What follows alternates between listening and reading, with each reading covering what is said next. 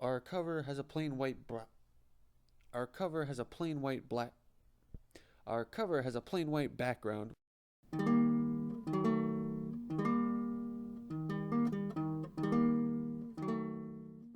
Hello and welcome to the WIP, the What If podcast that's a work in progress. We are the only podcast that dares to ask, what if Wonder Man got lost? I suppose he'd be Wander Man. Hello.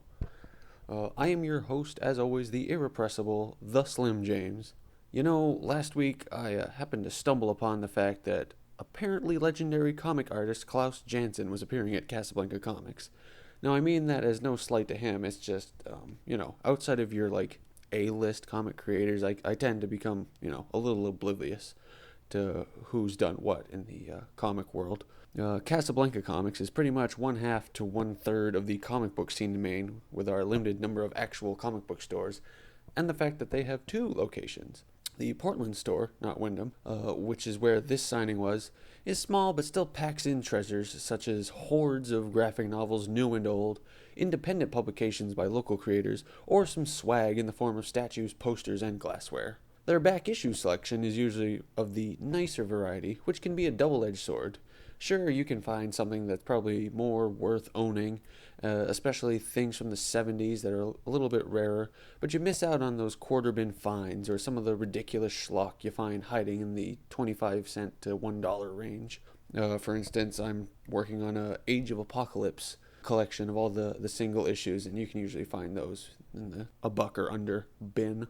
But they do have a nice store, friendly staff, and they often bring in artists for meet and greets, such as the aforementioned Klaus Janson. Klaus worked on a bunch of things over the years as an artist and inker, including Daredevil during Frank Miller's run, Wolverine, some Batman stuff, and a lot of others. And of note for this podcast, several issues of What If. I may have had one of the more obscure issues pulled for him to sign, a copy of Black Panther number 3, Volume 3, number 4, I forget what it was. Either way, the first appearance of the latest incarnation of the Black Knight. Now, that's because I've collected all the first appearances of the Black Knight, but we'll save that for another podcast down the line. So, one of the what ifs I had him sign was, What If Volume 1, Issue 3, What If the Avengers Had Never Been? In doing this, Klaus Janson was a lovely chap to meet. Very humble, willing to talk about anything to the fans. Someone was there asking him questions. He might have worked for the store to help sort of facilitate some of the conversation about inking and collaborating on comic books. There was some guy ahead of me geeking out something fierce about the Dark Knight Returns. He was like, "Oh, you gotta can I show you this? It's my favorite panel. Such a moment.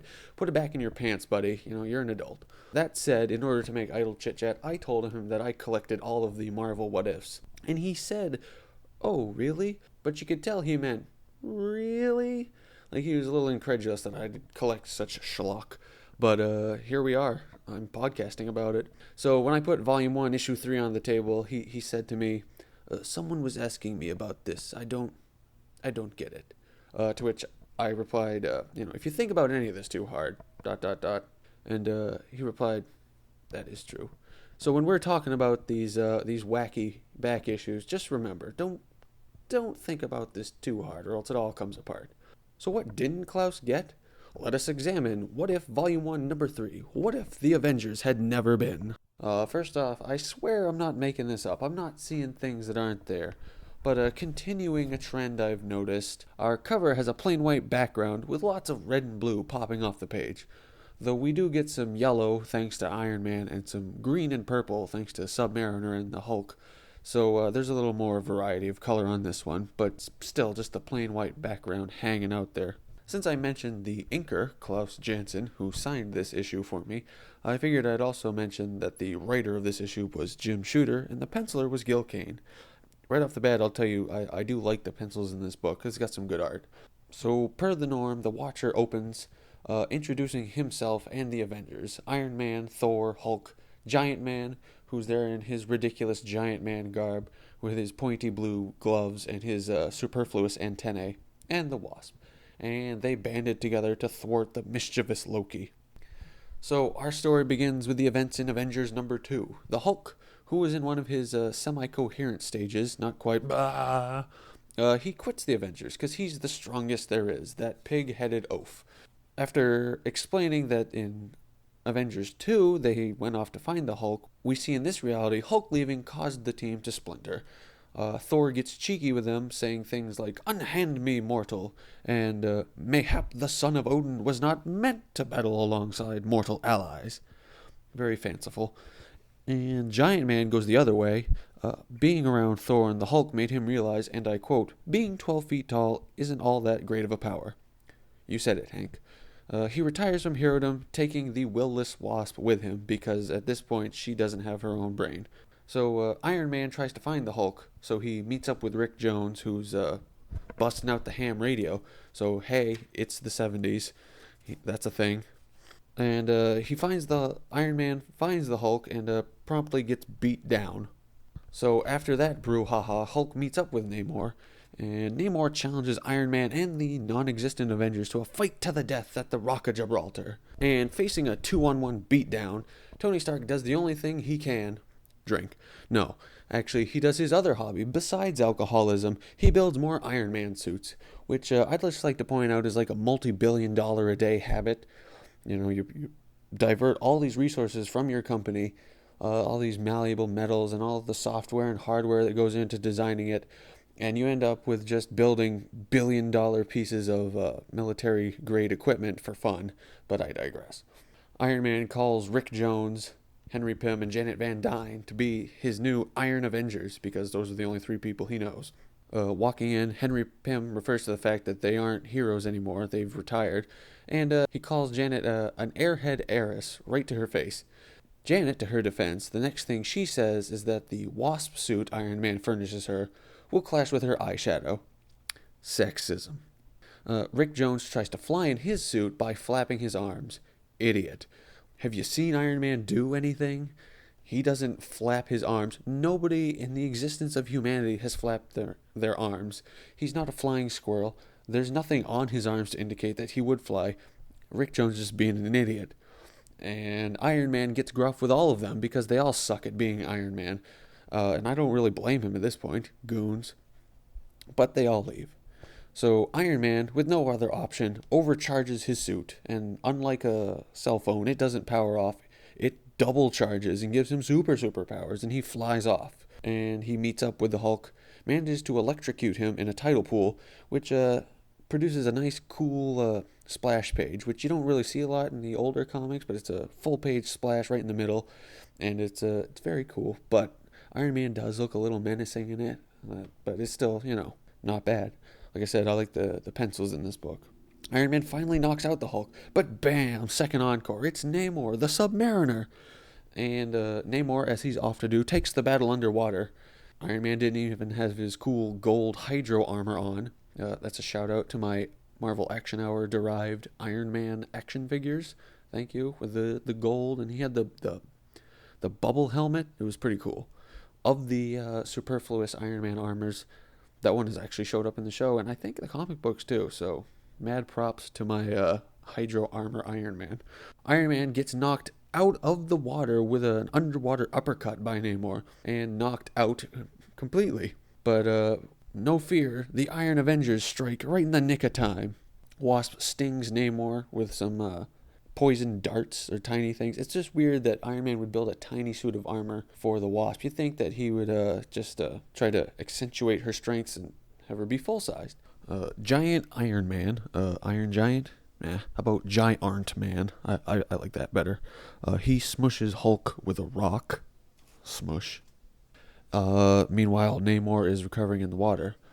But after getting smushed with a rock, the Hulk hulks up, brother. And he was Giant Man, the Iron Giant. He gives him a shellacking. And in doing so, the Hulk says, "The Hulk never gets tired. I only get stronger, brother." Which, he doesn't say brother, but it gets me thinking, what about Hulk in Hulk Hogan voice? Well, let me tell you something, Rick Jones. Hulk smash, dude. But I digress. So after he hulks up, Hulk knocks out Giant Man. I don't know if he gives him a leg drop. And Giant Iron Man's armor powers off, meaning he can't draw a breath, as concluded by Tony Stark. Which brings up the question, why doesn't this happen more often? It either Iron Man's suit powers off and he get smothered, or more realistically, maybe that's not the right word, more expectedly, the armor would just be sort of an exoskeleton that holds its shape around him and wouldn't collapse onto itself even more. In order to save him, Iron Man gives Giant Iron Man some juice to keep him from asphyxiating, but in doing so, it takes him straight back from past normal to being Super Giant Man, and he smashes the Hulk one more time. And Namor, while all this is going on, is battling Iron Rick Jones, and this fact pisses Hulk off, and they brawl into the water, so the Avengers get the count-out victory. A little after that anticlimax, we see that Iron Man charging up Giant Man had caused the technology he uses to protect his heart to turn off. So we end with the sad heroic sacrifice of Iron Man to power up the Avengers and abate this threat of the Hulk and Namor the Submariner. And the three of them standing there, Giant Iron Man, Iron Rick Jones, and Wasp, it seems like they might say they're forming the three-man Iron Avengers team. Or not, they're going to need some more people because, quite frankly, who's your heroic leader? Giant Man? Yeah. But overall, I thought this story actually wasn't that bad, at least thematically. Iron Man has his back to the wall, and he steps up and proves himself to be a hero multiple times in this issue. He realizes that he's released this threat of the Hulk on the world, and he has to be the one to take it down, and no matter what it takes. And in the end, he ends up sacrificing himself. So it shows that he's committed to this heroic concept. And you can just kill him off because it is a what if. So it's one of those what if tropes, death of a hero. It has a very long battle to conclude the issue, but it kind of felt epic. It was back and forth, swings and momentum. But there was an anticlimax to the battle where the Hulk and the Submariner just sort of fought each other off into the distance. The Iron Avengers concept itself was kind of cheesy, and the character designs of the Iron Avengers were a little bland. They're just different colored Iron Man suits, and they're like blue and white, purple, and the Rick Jones one is green. It's just sort of multicolored Iron Men. Now, the concept of the Iron Avengers actually showed up in the Earth X series that came up in 1999, I think. I might look at those somewhere down the line. Overall, I'd have to say to Klaus Janson, what's not to get? This was a good issue of What If, in my estimation. Good art and good story. So, moving on. So, in case you hadn't noticed, this week's theme tends to be the Avengers. Now, I'll probably hold off on discussing the Avengers movie until I have somebody in studio with me, as that's sort of a landmark moment in the ongoing adaptation of superheroes to pop culture. I will say that, I did like the Avengers movie, so spoiler alert on that. But I will take the opportunity now to discuss the Avengers cartoon that was out a couple years ago, Earth's Mightiest Heroes. I will say that I really like this cartoon, and if I was a kid, I'd have been super pumped to watch this. Adapting the Avengers to a cartoon can be sort of like opening a Pandora's box of potential characters, since just about every character in the Marvel Universe has been an Avenger at some point, or been, featured in a crossover. I will say that I'm happy that this cartoon touched on a bunch of different storylines. Red Hulk, Ant-Man, and the various iterations. I think Dr. Claw was there, the Black Panther, and all his stuff. I recently watched an episode with the Michael Korvac saga, and that featured crossover from the Guardians of the Galaxy, which is a subject for another podcast entirely. But I will say that that is actually one of my favorite cartoons to pop on Netflix when nobody's around, and I can just sort of have that playing in the background. So our next issue for this podcast is What If Volume 2, Number 5? What if the Vision had destroyed the Avengers? Plus, what if Wonder Man hadn't died? Starting off, I'll say the cover is garishly ugly. The Vision and Wonder Man fighting each other with their red and green and yellow outfits. Oh man, it looks like a runaway Christmas sweater. The issue itself starts off with the Watcher recapping Wonder Man's origin. He was bad, then good, then bad, then good again, and then he died, saving Thor and or had radiation poisoning.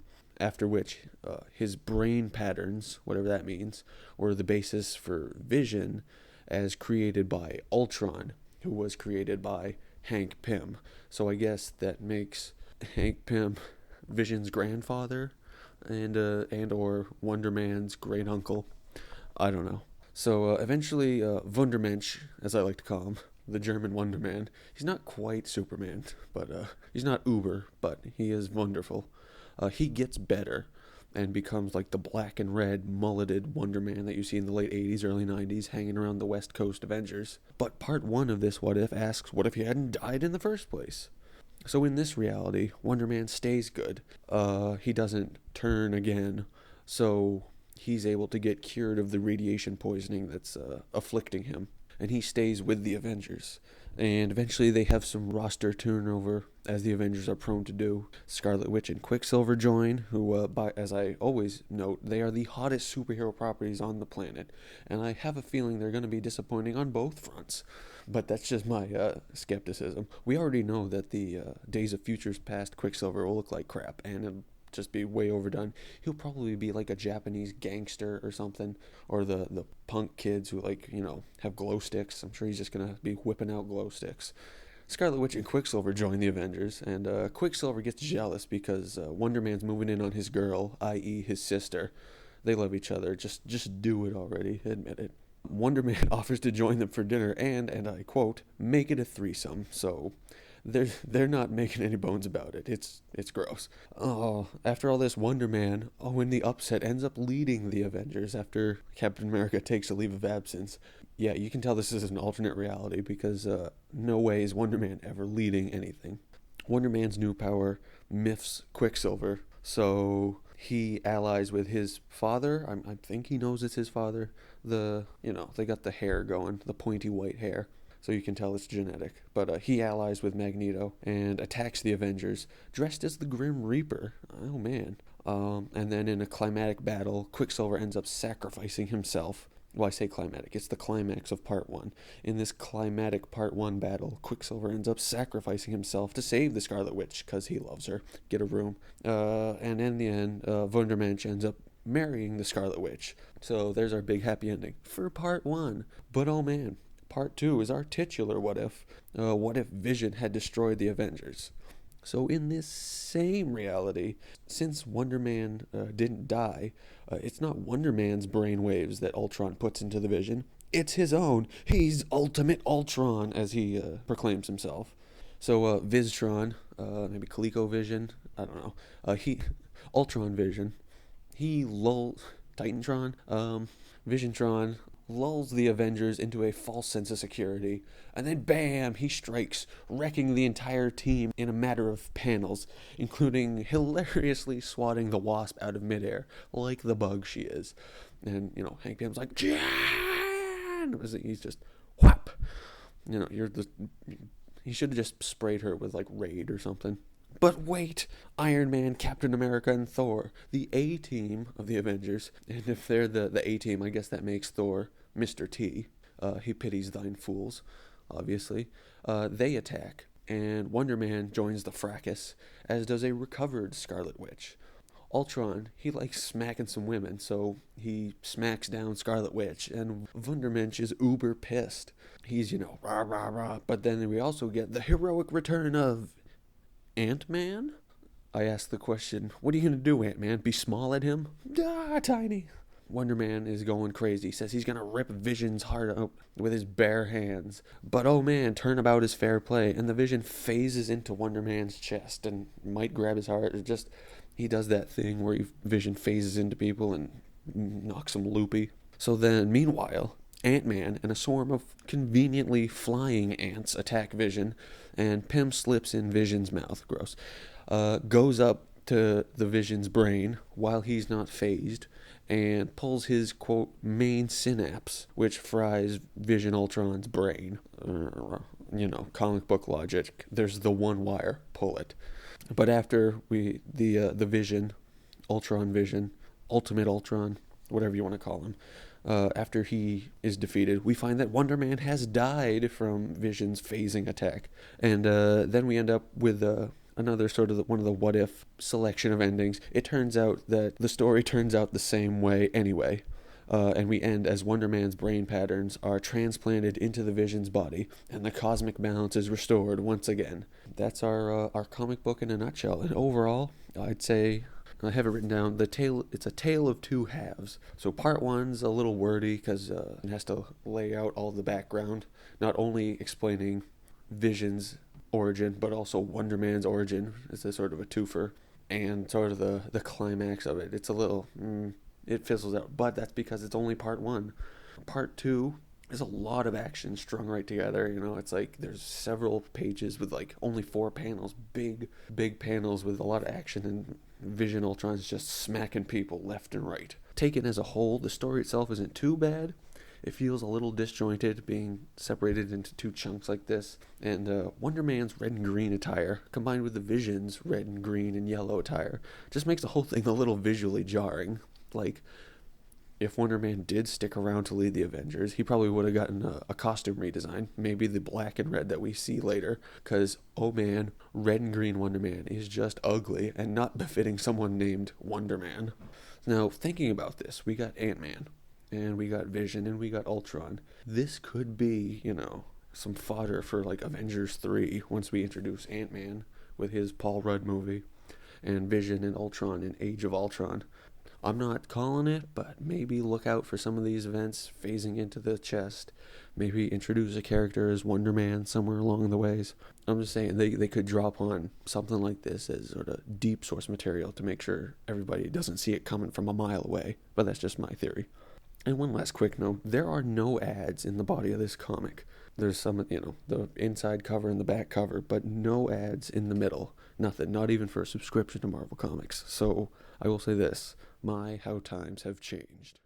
Signing off, remember to follow me on Twitter at TheSlimJames, the website theslimjames.com, youtube.com/theslimjames. The What If podcast is on iTunes, Stitcher, and the videos are on Vimeo too, so go out there and find us. And remember, don't spend the rest of your life asking, what if?